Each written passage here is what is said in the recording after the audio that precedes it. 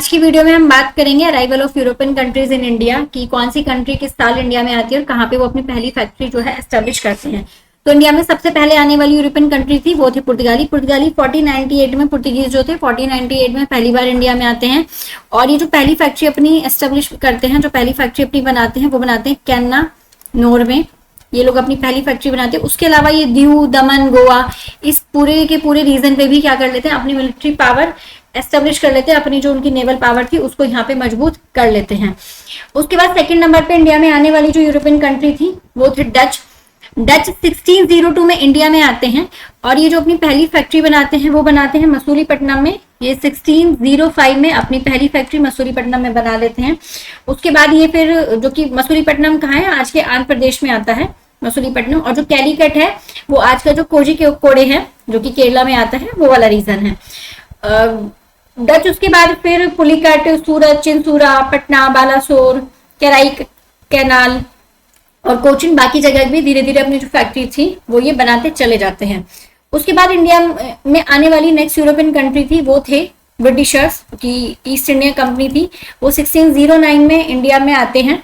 1609 में इंडिया में आते हैं। थॉमस विलियम हॉकिंस आता है किसके, जहांगीर के दरबार में। हालांकि इसको जहांगीर से ट्रेडिंग की परमिशन नहीं मिल पाती, लेकिन फिर भी 1613 में ये क्या कर लेते हैं, सूरत में अपनी पहली फैक्ट्री बना लेते हैं। उसके बाद फिर 1615 में थॉमस रो वापस से जहांगीर के दरबार में आता है और बाकी जगह जैसे मसूलीपट्टनम, बालासोर, अहमदाबाद, आगरा, बाकी जगह भी ये अपनी कंपनी एस्टेब्लिश करने की परमिशन जो है वो जहांगीर से ले लेते हैं।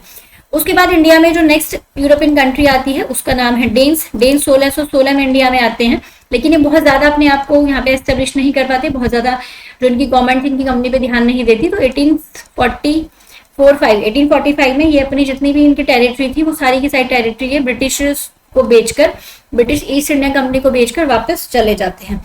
उसके बाद फिर नेक्स्ट जो इंडिया में आने वाले थे वो थे फ्रेंच। फ्रेंच क्या करते हैं, फ्रेंच इंडिया में आते हैं और ये जो पहली फैक्ट्री अपनी लगाते हैं। फ्रेंच 1664 में इंडिया में आते हैं और ये पहली फैक्ट्री अपनी जो एस्टेब्लिश करते हैं अगेन कहाँ पे करते हैं, सूरत में अपनी पहली फैक्ट्री बनाते हैं 1668 में।